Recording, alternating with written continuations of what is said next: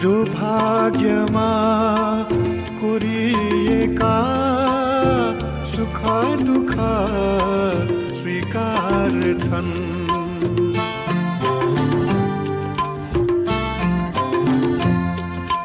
जो भाग्यमा कोरिएका सुख दुःख स्वीकार छन्।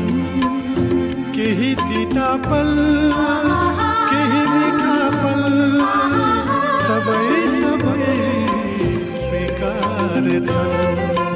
यी हातहरू प्रशस्त छन्, हो सान्त्वना।